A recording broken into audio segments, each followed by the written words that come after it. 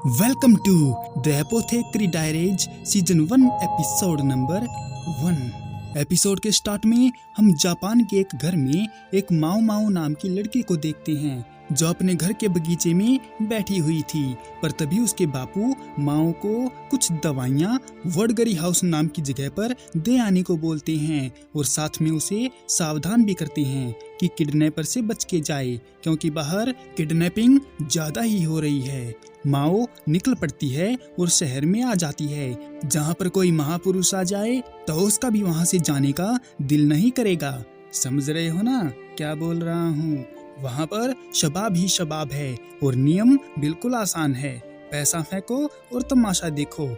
इसके बाद माओ जब अपना काम कर रही थी तो वहाँ एक सुंदर सी लड़की आती है और अपने वाले लहजे में उसका हाल चाल पूछने लगती है। पर तभी वहाँ पर एक बूढ़ी आती है और माओ को उनकी गैंग तंबू में धूमधाम को ज्वाइन करने को कहती है। माओ समझ गई कि बुढ़िया क्या बोल रही है, इसलिए वो वहाँ से अपना सामान उठाकर भाग जाती है और तभी उस पर कुछ गुंडों की नजर पड़ जाती है। और जब वो एक सुनसान इलाके में फूलों को देख रही थी तो वही बदमाश आकर उसको किडनैप कर लेते हैं और उसको एक अनजान जगह पर छोड़ देते हैं जहाँ पर एक महिला एक लड़के को जन्म देती है। और इस बात की जानकारी एक नौकरानी एक रानी जैसी दिखने वाली खूबसूरत लड़की को देती है।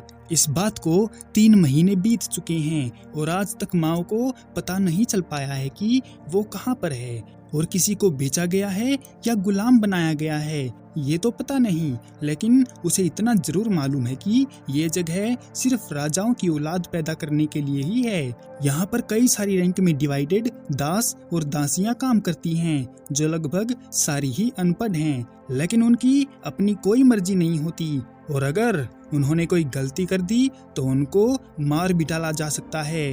और इस जगह पर किन्नरों को छोड़कर कोई मर्द नहीं आ सकता है।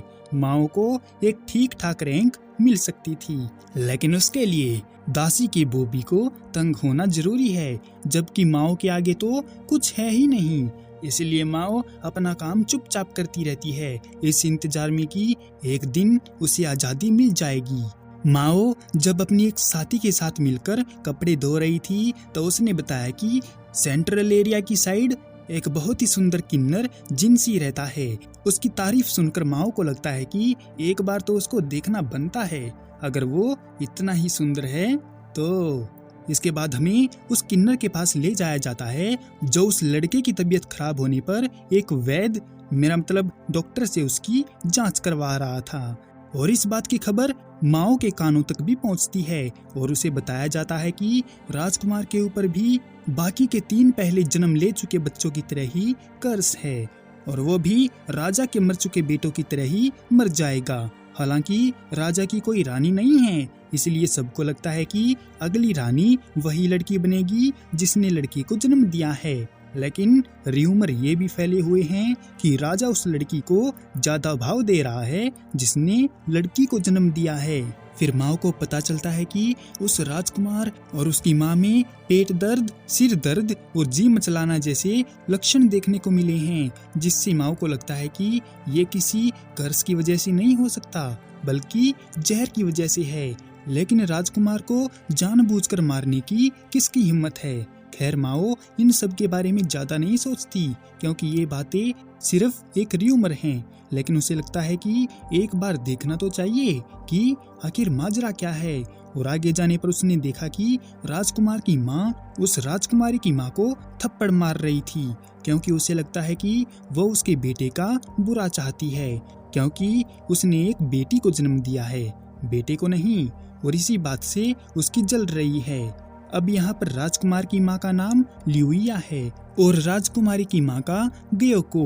उन दोनों की लड़ाई की बात उस किन्नर तक जाती है तो वो जल्दी से वहाँ पर पहुँचता है और माओ को पक्का यकीन हो गया है कि ये कोई कर्ज नहीं है और उसको ये बात लियुया को बतानी है। इसलिए वो एक कागज पर लिखने का सोचती है क्योंकि वो पढ़ी लिखी है। लेकिन जब वो ऐसा बोल रही थी तो उस किन्नर ने ये सुन लिया था और किसी तरह माओ लियुया को उसकी जानकारी देती है, लेकिन वो इसको इग्नोर कर देती है और कुछ टाइम बाद उसका बेटा मर जाता है। उसके बेटे को मरे हुए अब 1 महीना बीत चुका है और माओ का लिखा वो कागज उस किन्नर के हाथ लग जाता है। उन्हें समझ नहीं आता कि ये मैसेज लिखा किसने है, क्योंकि दास दासियां तो सब के सब अनपढ़ हैं। मगर तभी उसे माओ की कही वो बात याद आती है और वो ग्योको से उस मैसेज को कुछ टाइम अपने पास रखने की रिक्वेस्ट करता है। और वहीं जब माओ उस लड़की से बात कर रही थी कि राजा उस लड़की ग्योको के आसपास ज्यादा ही देखने को मिल रहे हैं, कि तभी उनको ऑर्डर मिलता है कि किन्नर ने सारी दासियों को इकट्ठा होने को बोला है। और जब वो वहां पर जाती हैं तो उसकी सुंदरता देखकर हैरान हो जाती हैं। खैर, जिनसे ही कागज पर लिखता है कि जिस लड़की पर तिल है वो यहीं रुक जाएं और बाकी चली जाएं। और जब माओ इसको पढ़ती है तो वो पकड़ी जाती है और जिनसी उसको साथ चलने को बोलता है। माओ अपने आप पर गुस्सा थी कि वो पकड़ी कैसे गई, जबकि उसने तो पूरा ध्यान रखा था। माओ को लगा कि अब उसको इस बात के लिए सजा मिलेगी, लेकिन जिनसी उसको ग्योको के पास ले जाता है और वो माओ को शुक्रिया बोलती है उसकी बेटी की जान बचाने के लिए।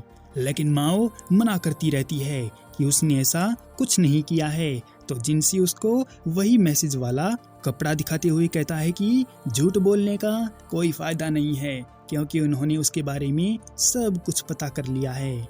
जिस पर माओ बताती है कि वो पहले एक एपोथेकरी हुआ करती थी, इसीलिए उसको जहर के बारे में जानकारी है और वो देखते ही पहचान गई थी कि ये कोई कर्स नहीं बल्कि जहर है जो मेकअप की वजह से आया है, क्योंकि मेकअप उस कोठे वाली लड़कियां भी इस्तेमाल करती थी जहां पर वो जाया करती थी और उससे काफी सारी लड़कियां मारी जाती थी। मेकअप लगाना उनकी मजबूरी थी, क्योंकि मेकअप के बिना वो सुंदर नहीं लगेंगी और सुंदर ना दिखने पर उनको कस्टमर नहीं मिलेंगे। ग्योको दुखी हो जाती है कि उन्होंने इस बारे में पहले क्यों नहीं पता चला। अगर पता चल जाता तो राजकुमार के साथ कई लोगों की जान बचाई जा सकती थी। लेकिन जब उसको ये मैसेज मिला और इस बात की जानकारी ग्योको लियुया को देने जाती है तो वो गलतफहमी में उसको एक थप्पड़ मार देती है। लेकिन इससे उसको फर्क नहीं पड़ता, क्योंकि उसकी बेटी की जान तो बच गई है ना। और इसीलिए वो माओ के बहादुरी भरे काम के लिए उसको अपनी लेडी इन्वेंटिंग का स्पेशल काम सौंप देती है। माओ हड़बड़ाहट में बाहर निकलते हुए सोच रही है कि उसे एक ही दम से ऊंची रैंक कैसे मिल सकती है। और किसी अनजान जगह पर हम देखते हैं कि एक आदमी खाने में जहर होने की वजह से मारा गया है। इसी के साथ the end of the apothecary diaries season 1 episode number 1। मिलते हैं किसी और वीडियो में, तब तक के लिए सायोनारा।